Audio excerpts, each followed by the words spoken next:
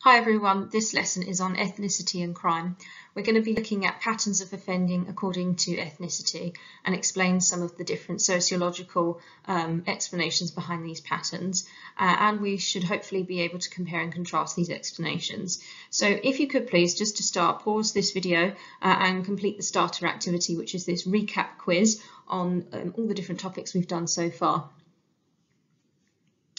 Okay, hopefully you've done that now. So the first question, name one function of crime according to Durkheim. You could have talked about social solidarity, about how crime brings people together in a community because they rally together to agree upon what is considered right and wrong. So if we see a crime that is particularly bad that has happened in a community, people will come together to share their shock and their dismay about it, and it reinforces the rules, which leads to the other function you could talk about that Durkheim mentions, which is boundary maintenance. It teaches us what is right and wrong. The second question, Merton's strain theory was the answer, so that strain between what the goals society sets for us are and the inability of some people to reach those goals. So that might be because they don't have qualifications to get good jobs to achieve those goals, because most of the goals in our society are around, having perhaps money, a house, car, family, etc. And there's things that might prevent someone from achieving those goals. Number three, give a definition of proletariat. So remember, proletariat is the working class and the bourgeoisie is the middle class, according to Marx. Name a group in society that is more likely to be negatively labelled, leading them to commit crime. So what we've looked at so far is we looked at gender last lesson. So you might talk about young men who might be more negatively labelled, leading them to commit crime. And we'll look at some other labels in this lesson. Give a definition of white-collar crime. So white-collar crime being crimes that are committed by the middle class, and they can include things like fraud or embezzlement. And they usually go undetected compared to street crime because they're more difficult to detect. So a police officer might need higher level skills to detect fraud compared to perhaps a robbery.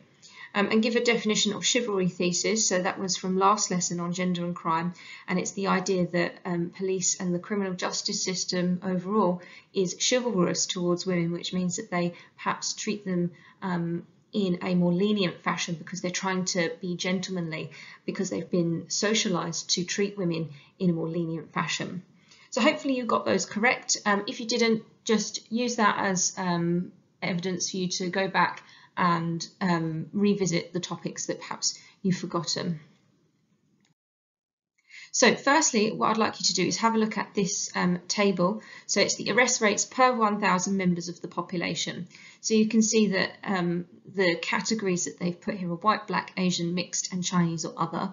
So what is the arrest rate of white people compared to black people across the population? You can see it's significantly higher for black compared to white, and give a reason for this trend. So we're going to be looking at reasons in this lesson. So I want you to think about a reason.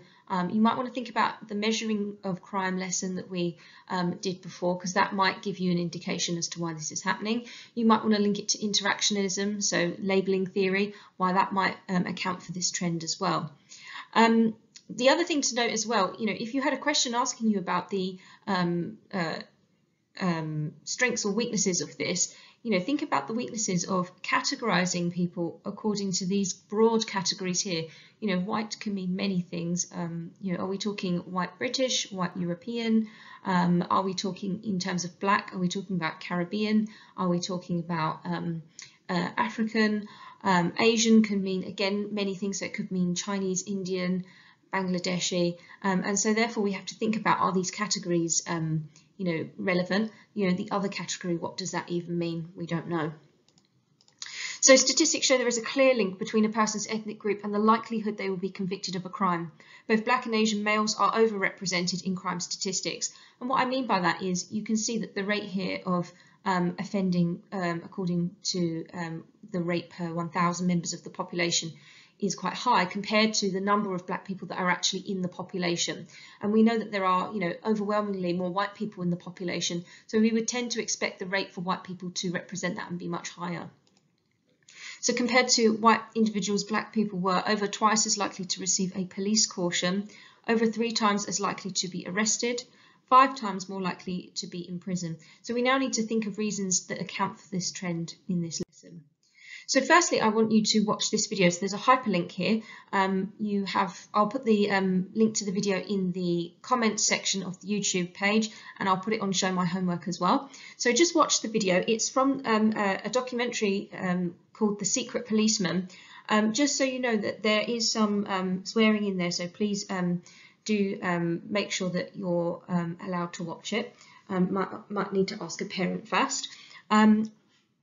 Hopefully they will be fine with you watching it, and essentially it explores racism in the police force. A journalist goes undercover in the police force. He actually goes to the extent of training to become a police officer, and he puts secret hidden cameras in his uniform and in his dormitory, his room, while he's a trainee police officer, and he uncovers lots of institutionalized racism in the police force. So have a little watch of that. I've put part B down there as well. You don't have to watch part B. I just put it there because some of you might find it really interesting. These are sort of reflections on the documentary. It's not the documentary itself, because the documentary itself has far too much bad language and racist terms in it. So I didn't really want to ask you to watch that. This is a bit better for you to watch. So the video, once you've watched it, I'd like you please to just say what the video says and what you can infer from this about why it might appear that ethnic minorities commit more crime. Okay. Once you've done that, I'd like you please to look at the sociological explanations for why ethnic minorities are more likely to appear in crime statistics. So there are 4 main reasons why that sociologists have come up with. The first one is linked to poverty and unemployment, and we're going to return to this when we do the next unit on social stratification. So poverty and unemployment, we know that ethnic minorities are more likely to experience poverty and unemployment due to a whole range of factors, including racism in wider society, including things like qualifications from abroad not being recognised in the UK. So that's one reason, because if they're, experiencing poverty, might commit more crimes, around theft and robbery or fraud.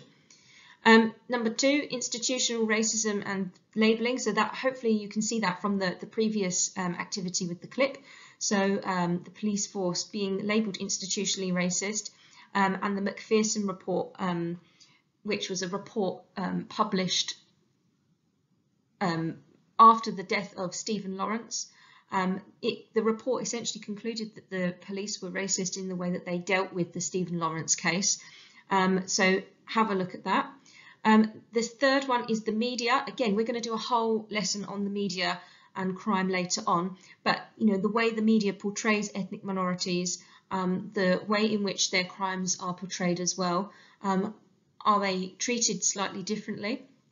And then lastly, inaccurate crime statistics. So again, that links to that lesson we did before on measuring crime. Are there crimes that are going unreported that perhaps white people are more likely to commit? Think as well about the Marxist analysis. Perhaps the white people are more likely to be part of the bourgeoisie, and so their crimes go undetected or unrecorded. So there are several cards on the next slide, and what I would like you to do is to identify which one or which heading they fall under. So here are all the different cards. Just read them and decide which category they fit into.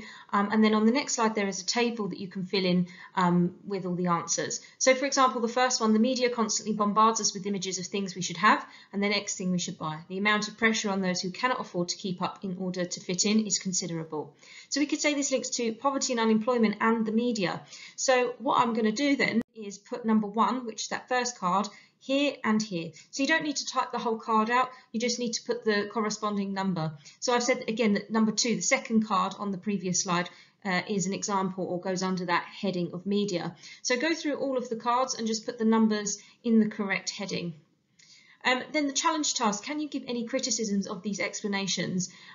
So can you think of ways that you could counter-argue these points?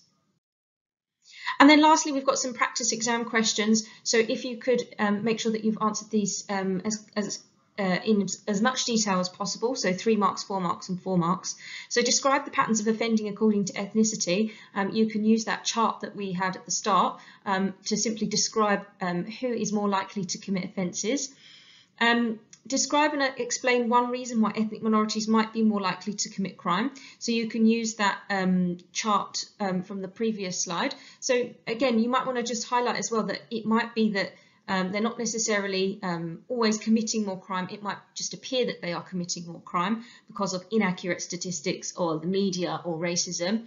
But if you want an explanation for why they are, you can use that example about poverty, the explanation that they are more likely to experience poverty and therefore turn to crime as a last resort.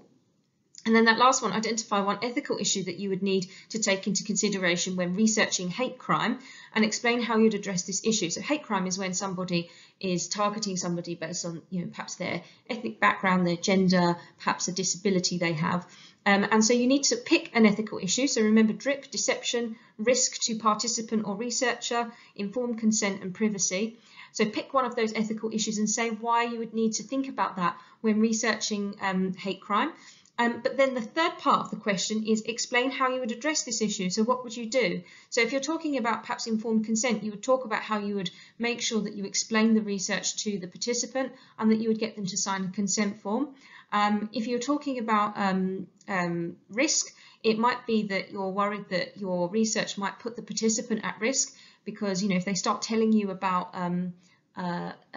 who's been, perhaps committing the offence against them, so who the criminal is, they might think that there's going to be some retribution for them, sort of grassing up the person that's been committing the hate crime. So you'd have to think about how you would address that issue. Would you try and make sure that all the names are anonymous in the research? Would you make sure that you do the research online so that you don't see the face of the victim? So yeah, have a go at answering those. If you have any questions, then just email your teacher and we will help you out. And please remember to submit all your work on Show My Homework. Thanks very much. Bye.